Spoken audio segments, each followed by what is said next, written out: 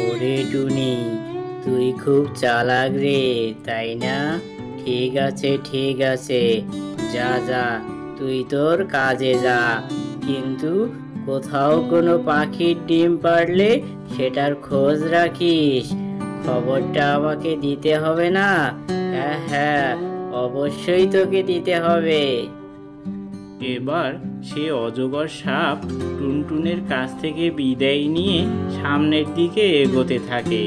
পাজি সাপ এবার ডিমের গন্ধ শুকতে শুকতে একদম টুনটুনি পাখির বাসার ভিতরে এসে হাজির হলো।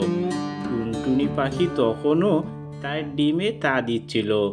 এমন সময় অজগর সাপকে দেখে টুনটুনি পাখি ভয়ে থমকে গেল আর বলতে লাগলো, এই হুস হুস হুস, এত বড় সাপ কোথা থেকে এলো? এই সাপটা তো এখন আমার ডিমগুলো খেয়ে নেবে।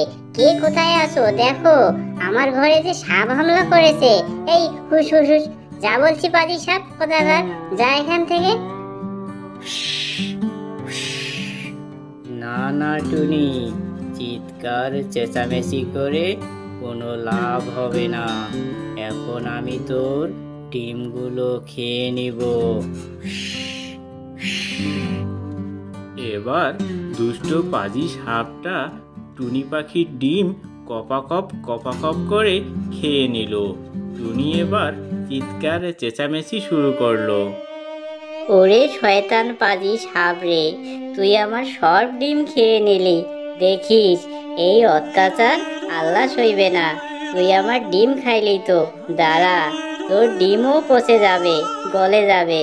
তুইও কখনো ডিম থেকে বাচ্চা ফুটাতে পারবি না। পাজি শয়তান সাপ কথাকার, যা এখান থেকে। আমার যা সর্বনাশ করার তা তো করেই দিয়েছিস, এখন আবার এখানে দাঁড়িয়ে দাঁড়িয়ে কেন রয়েছিস?